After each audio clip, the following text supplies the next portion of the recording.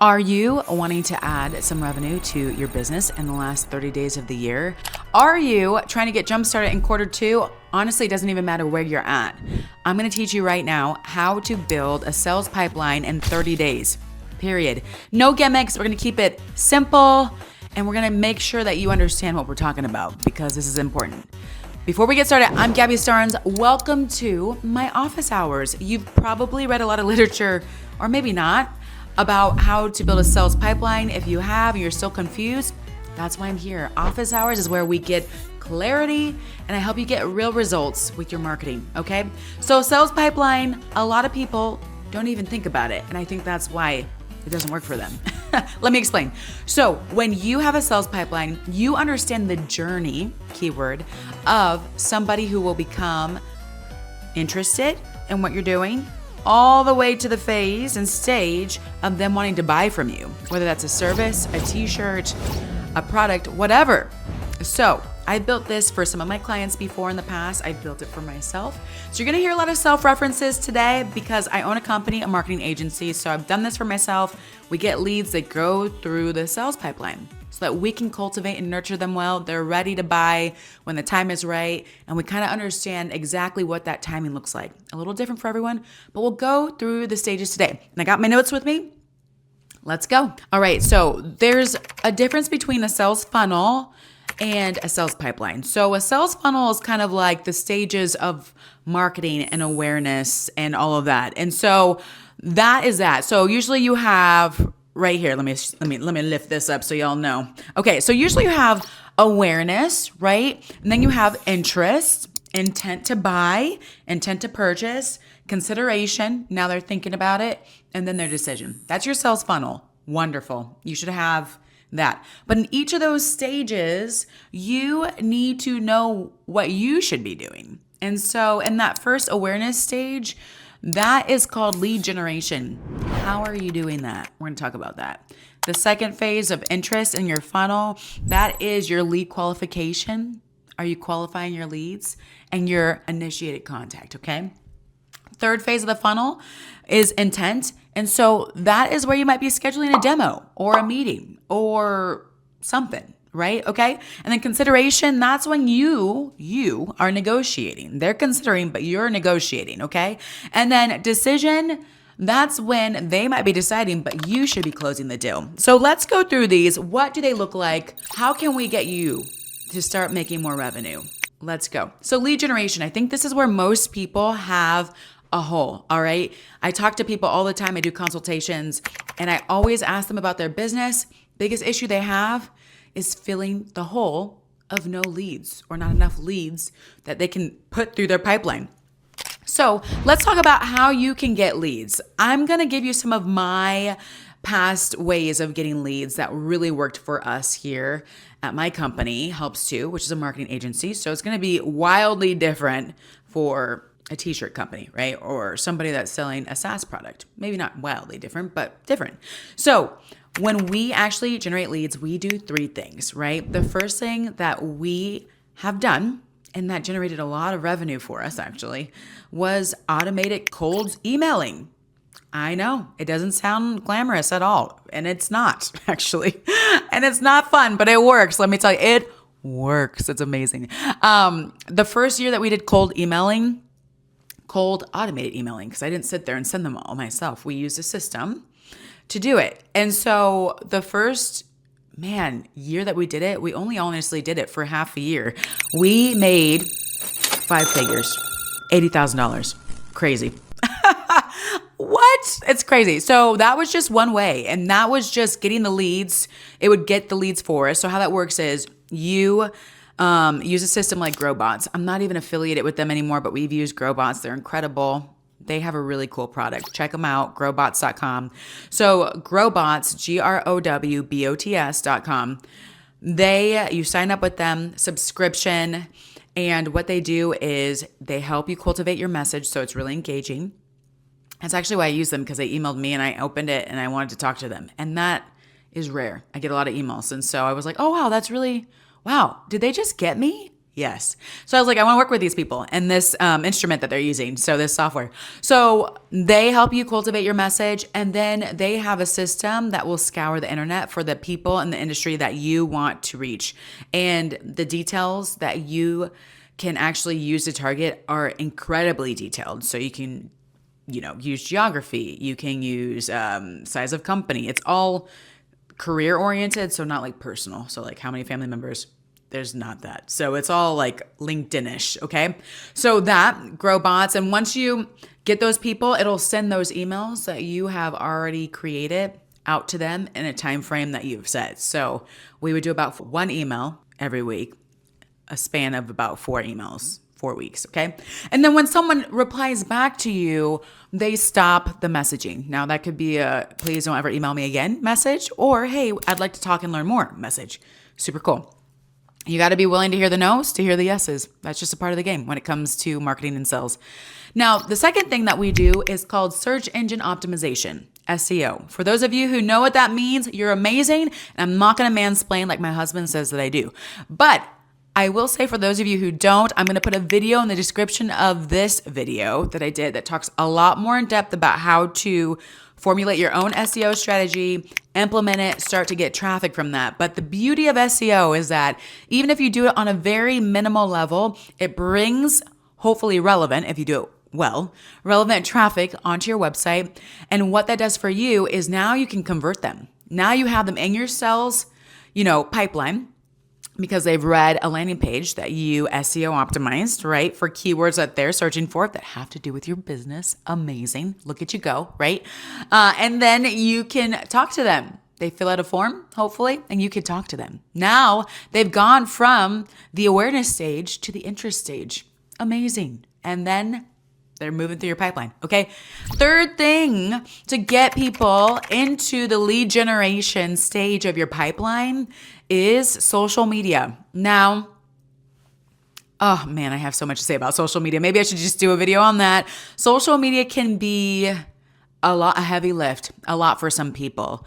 And then for others, they're like, listen, I'm just trying to be there. It's a business card for me. I just want to be there. But if you're trying to lead generate, I think you really need to, I know you really need to be about making great content that adds value to people who are looking for what you have to offer, number one, and do it consistent enough to where you're going to get the impressions, which impressions means eyeballs, the amount of eyeballs that you need to get people to start wanting to get in touch with you. Okay. So that's that. We could do a whole masterclass on social media, and maybe we will. Let me know in the comments if you want that. Okay. So there you go. Now that you have generated leads, the next step to your pipeline, number 2, is qualification of your leads. Are they qualified? And over time, when you figure out what qualifies a lead, which hopefully this will become more and more detailed as you grow better and better at communicating with your leads and your team about what you need, or yourself about what you need, and a customer, and you can really just nail that to the wall. But when you're starting, hopefully you have a great idea. I would say even like an idea that's 60% complete of what that customer looks like. And then you can detail them out. For example, with my own company, we only work with a certain size company, right? We don't want to negate other people, but for our services, our core product at the moment, it won't always be this way. We need to work with companies that can afford it, right? We don't want to work with someone that can't afford it. It's not fair to them. It's not fair to us. Everybody's feeling some kind of bad way. So we want to work with people who can afford it. And that is a certain size customer. Okay. Now you might have a new AI product that you're developing. Maybe your customer is a certain kind of business. Maybe you're only working with people in roofing or HVAC systems for your AI product that helps them, do their payroll in 2 seconds. That could be amazing. Who knows? Develop it and talk to me. Let's talk. But yeah, that's what you need to know is just who is this client? So that when you get a lead that is generated, knocking on your door, filling out your form, emailing you, buying a service, maybe they'll buy something off your website for like a consultation. You can say, do they hit these 3 criteria that make them a great customer for me? And if they don't, maybe you can say, hey, thanks so much for getting in touch, but you're not a great fit. And you can say that however you want. That's just me being very blunt and honest, but you can finesse it, right? That'll save them time and money and heartache, which I think and know customers take the unequal relationship way harder than the business owner most often. So just be honest with them from the get-go. All right, let's talk about the third phase in your pipeline, which is initiate contact. So once someone's qualified, which hopefully you have that form on your website, will do that. Our form on our website, when someone gets in touch, it does that. It helps too. So it's pretty cool. So once that's happened, you initiate contact. I love that because that's the best next step. I'm like, once I get in touch with this person, baby, we're rocking and rolling. You know what I mean? Like, that's the best step. I love to communicate with people and our potential customers and team. That's where I come alive personally. So hopefully it's the same for you. If not, find someone on your team that can. If you don't have a team, watch some videos and pump yourself up, friend, okay? So you're going to initiate contact. That is huge because you want to come off confident. So if you're selling services, especially high ticket, like if you're doing marketing or sales trainings or whatever you're doing, you're going to want to be able to speak to those things. Hopefully you will, because you are the person owning the business, like, or able to build a pipeline, or else you would not be watching this. So hopefully you can speak confidently because you know it's your business, right? Or your team or whatever. You're part of the business. If not, you need to be able to. Otherwise, it will completely show. And that's going to be the end of this person wanting anything from you. So make sure you have the good info. Make sure you know what to say. You got your taglines ready. You're not stumbling, right? So maybe watch a sales video on how to do this. I had to do that. When I first started sales at my own company, way back when, I watched a lot of sales videos. Some people that I love, Myron Golden, he's great. Chris Doe helped me a ton.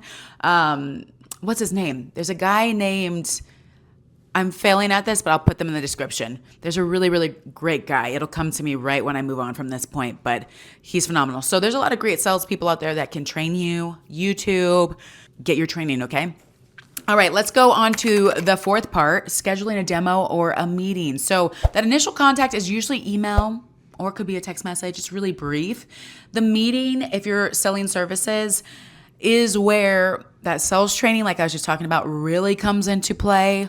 Also, it's a great time to ask a lot of questions. I love it. I love a good, we call them discovery meetings at my company. I love a good discovery meeting because in the discovery meeting, I think a lot of people come to meetings, a lot of potential clients come to meetings because they want to see if they can grow, if you can help them make more money. I mean, at the end of the day, that's what they're looking for from a marketing company, if we're being honest, right? Now, that energy that someone brings to that conversation can be a little intense. So my purpose in that conversation is to get to know them. And that, me asking all those questions, flips that energy on its head. The energy of like, I'm just here to make money. What can you do for me? Woo, that is some difficult energy. Like, let's ease off the energy. Let's get to know you and your company. I'm going to ask you questions. How is your company doing? Are you guys profiting right now? Are you losing revenue? If you're willing to answer that with a stranger so quickly, what are you currently doing with your marketing? Why are you even talking to me? What kind of holes do you think I can fill? What are you looking for from this conversation? Very much feels like a dating relationship in the marketing world. So I encourage you to ask the same questions. Those questions give you ammunition then to sell yourself or to sell your company and what you're doing. Makes things a lot easier versus you just trying to sell because someone's bringing you the what can you offer me energy. No. Before we even get there, tell me more about you. Where's your business? How much do you sell? All those questions I just said. Super great, wonderful. And most usually you'll sell yourself through your questions. It'll just happen naturally. And that person will end up doing the selling versus you having to push the sell. Okay? Let's go on here with the next step in your pipeline. That's negotiation. So usually, in our sales process with my company and team, we start with that discovery call. We're truly trying to discover as much as we can about you because we might not want to work with you either. It's a partnership, okay? So that should be said. Not everyone is worth working with, okay? Some of y'all out here need to hear that. When my mentor, George Temple, told me that, changed my life. You don't have to chase every sale. You got to believe that God and your life, that you're going to be blessed. You do not need to chase down someone and be desperate. We can all feel the desperation energy. We can, right? You don't need to have that. It's going to work out for you. You got to believe that deep in your soul, especially if you're an entrepreneur. You got to get that on the inside of you, or life is just going to be really hard with the ups and downs. So, okay, after that being said, let's move forward. Negotiation, right? So usually I negotiate with someone unless we have had a history of emailing back and forth, or they are like, we're ready today, Gabby. That's fine. We can just get you signed up today if you want and it makes sense. But most people need a little bit of time when they're talking about pretty significant services and products to maybe go look over the documents that you're leaving them with. Maybe you presented a deck during your discovery, or maybe I don't know, you can do whatever you want in your discovery, but maybe you're like, hey, I'm going to send you a proposal now. Super cool. Personally, I'm not really into proposals. They take a lot of time. So we send people like a catalog. Here's the services that we discuss would be great for you in the discovery. Look at the different tiers. Decide on what package you want to roll with. That's going to be our next conversation. So that is our negotiating conversation. We've already talked about who you are, what you need. I'm sending you home with some documents. Very little reading that you have to do, but figure out what you really want now, because the next time we talk, we're going to get rolling. We're going to decide, negotiate. And so I lead with transparency when it comes to negotiating, because why else would I not? And it's really helpful. I think it really shows the customer, the potential client, that you are the real deal, number one, but that like they're not being sold anything weird. There's no wool over their eyes. They can just move forward. I'll tell people, hey, I don't think we're a good fit to work together. I don't think you're ready. Or, I don't think you need me. I think you're actually in a great place. You don't need me. And so that saves us all a lot of heartache in the end. That sells itself. So I don't have to do a ton of negotiating, but you might have to. And then lastly, closing the deal. That second meeting that I talked about is me closing the deal, is my business representative specialist closing the deal for, our team. They get in that meeting, I get in that meeting, and we just talk about, okay, we've talked. We know about your business, Bob. We know what you do. What's the next step? Do you want to get on an SEO plan? Do you want to do our growth accelerator? What is going to be best for your business in this season? I told you what I recommend, but what do you believe? Because you are the owner. What do you believe is going to work for you? And there you got it. That's our pipeline. So what does your pipeline look like? Right now at the recording of this video, it's the end of 2025. We're entering November. Whoa, time has just flown by. Whether you're watching this in the middle of 2026, 2027 one day, look at your pipeline and make sure it's simple, number one, but that it flows. It's all about the user journey and how people feel taken care of. That is the number one thing that is going to sell what you do. Even if you are e-commerce, let's say, you get your awareness with ads. A lot of people who are like doing, I would say lower price e-commerce products, whether that's t-shirts, backpacks, whatever, you're not selling something for like $400 plus, you're getting awareness probably from social media, ads, and maybe another source, but those two for sure, if you're really serious. And you're wondering, after that, what is the process? Well, the process is, how do I get someone's attention? Maybe it's a deal when they hit your website. Hey, sign up today, 10% off, put your email in, get another 5% off when you give us your text message. Boom. Now you need to nurture them with an automated email, SMS, system that you set up. You can do that in something like HubSpot, or even nowadays, Kajabi does great too for like the solo freelance creators. They do incredible work. So now they're getting nurtured, right? And now you got to nurture them to buy. So like, what do the emails say? What do the SMS text messages say? Is it a great journey, or are these people just harassing me now? So a great company, I probably shouldn't name them, that does this, but they did so well and got me on their team in terms of buying from them, is Muesli. Just go on their website, check it out, even sign up and just see how they do it. They do it chef's kiss the way they do it. They just lead with transparency, lead with testimonials, and boom, you're like, actually, I want these same results for myself. I'm going to do it. Yeah. And then you buy. Okay. So there you have it, you guys. Let me know which stage of your pipeline is the most challenging. Put it in of this video. And then also, if you need help with just building your marketing strategy, I have my marketing blueprint that you can download and just look over and build it. And I also do marketing blueprint consultations. Like, I'll sit down and help you do it. So, which actually will get you there a lot faster. Also, link to that in the description of this video. Guys, I will see you in the next video. Love office hours. I love helping you get from the book knowledge to the implementation knowledge. That's what this is all about. Real results, real clarity, real moves. All right, you guys, it's Gabby Starnes. I'll see you in the next video. Bye.